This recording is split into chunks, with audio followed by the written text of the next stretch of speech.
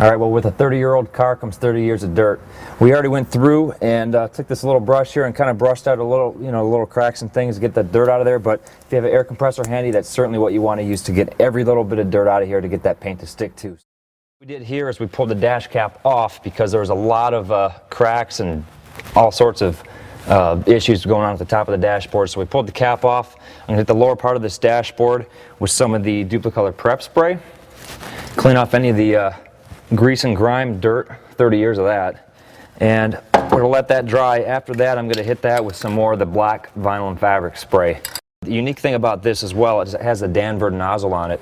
And what we can do with this is, since the dashboard has a lot of areas that it might be difficult to get to with the standard nozzle, you can actually change the direction of the spray pattern on the nozzle itself. And I'm going to go ahead and demonstrate that for you just to see what I mean. Hit this once, shoots a nice vertical pattern there.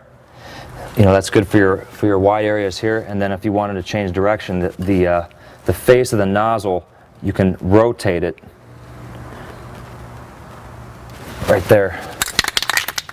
Hit it again, and then it shoots horizontal pattern, just to get in any little area that you cannot get into with the standard nozzle. That's the unique thing about the Danvers nozzle, and also it's very easy on your finger. Your finger's not going to get tired when you're spraying it. So I'm going to go ahead and start spraying this, but like I mentioned before, you're going to want to use a mask in the situation because this is a confined area and we always want to paint safely here. And just like with any paint job, you're going to want to just go ahead and just hit a nice light coat. You don't want to go real heavy because you want the remaining top coats to have something to bond to.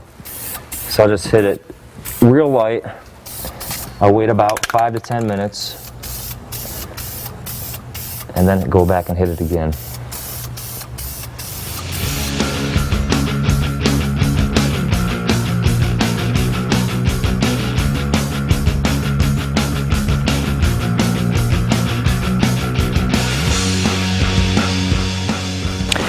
Okay, well, we got the door panel off. We've cleaned it up with the prep spray, and we've already hit it with some adhesion promoter. Now, typically, when you use vinyl and fabric, after you clean it, that's really all you need because there is adhesion promoter built into the paint. However, due to the age of this automobile, we want to make sure that that paint's really going to stick. Now, we're using vinyl and fabric because, obviously, this is vinyl, but also because this paint is flexible. It won't crack or chip with the expanding and contracting of the vinyl here. And also it's UV resistant, so it's not going to fade in the sun.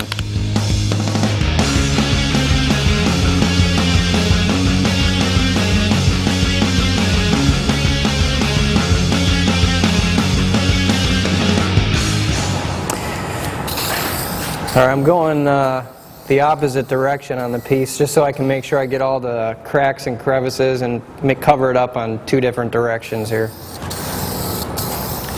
All right, well, we got the lower portion of the door panel here, and we cleaned this up, and we also sprayed some adhesion promoter on it because of its age. And you'll notice there's some carpet on this. The vinyl and fabric can just spray right over it. We're going to have to hit it in a couple of different directions to make sure we get all the fibers. And you really want to hit it kind of heavy on the carpet to make sure that paint soaks in.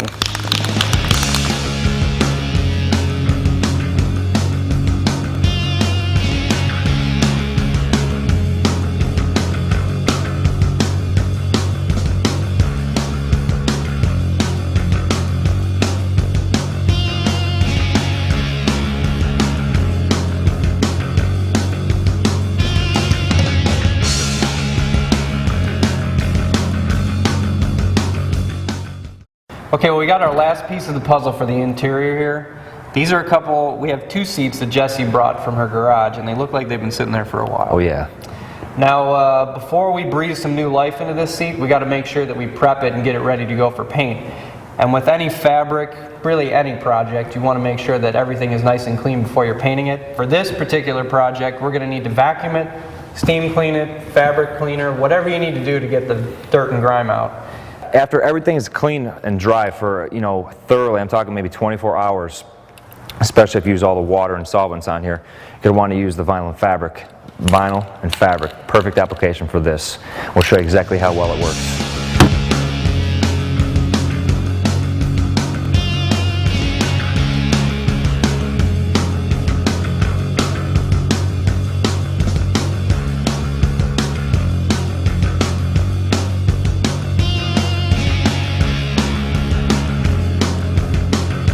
All right, Brian's going to start hitting the fabric first because the fabric is going to take a lot more than what the vinyl will because it's going to soak in. So we're really going to hit that first, make sure we have that covered, and then we're going to go around the vinyl and hit that. Yeah, you can see it is soaking it up quite a bit. Yep. You want to hit it both directions as well because all the different fibers in the fabric. With the Danver nozzle, like I showed earlier, you can go ahead and switch it vertical to horizontal to get all the different areas of fabric.